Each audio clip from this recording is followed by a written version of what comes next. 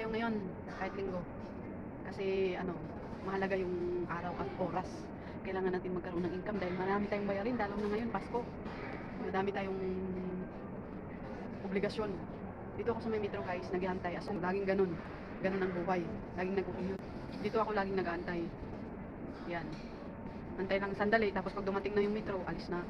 Tapos antay na naman ng bus. Yun o. Kita-kits mamaya guys, parating na yung metro. Kaya, pasakay na din.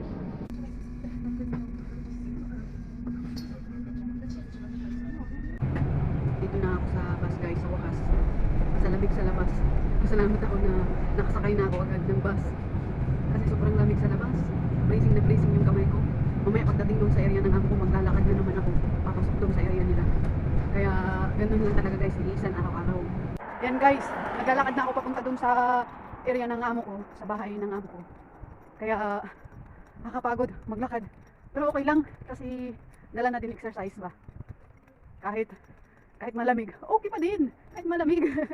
Ganun lang talaga, palaban tayo eh. Ayan o, yung dalawang matanda eh, naglalakad yung area ng papasukan ko guys, dito banda. Lalakaran ko pa yan guys ng mga 15 minutes para makarating ako doon.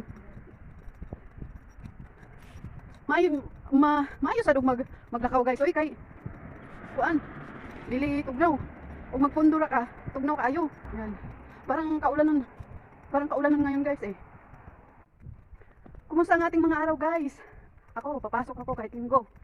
Kasi yung amo ko sabi niya, pasukan mo ako ng 4 hours, babayaran pa rin kita sa ganong bayad sa regular day mo. Kaya ako naman guys, siyempre, mas ano na din yun sa akin pabor. Kasi babayaran nila kahit 4 hours lang. Dapat sa full day ko, ganun ang babayaran nila. Pero babayaran pa rin nila ako ng buo. Kaya pasok ako guys, at saka hindi ko talaga sila maintindihan guys, kasi mabait sila. Mabait sila, saka galante. Kaya pasukan ko guys para hindi naman sila maano sa akin, malain ba. Kaning basta mga amo ng babae, bigyan rin natin ng good service. Huwag natin silang hayaan na ma-upset sa atin. Bigas. Ay, sabes. Kape. Yan.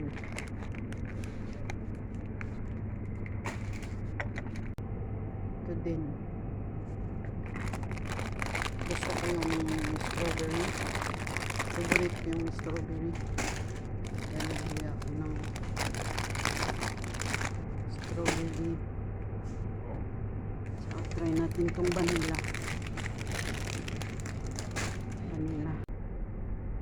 Bili din ako ng bread guys. Kasi yung asawa ko hindi pwedeng walang. Yan na yung nabili natin guys. Titingnan natin kung halagang 100 lei na ba yan. Yan guys, dahil hindi ako marunong, yung cashier dito ang gumawa. Hindi ako marunong maganyan. Wala kasi sa bundok yung ganito.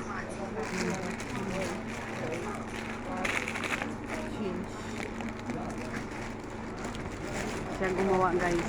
Thankful naman ako. Thank you very much. Siya gumawa lahat. Yan yun.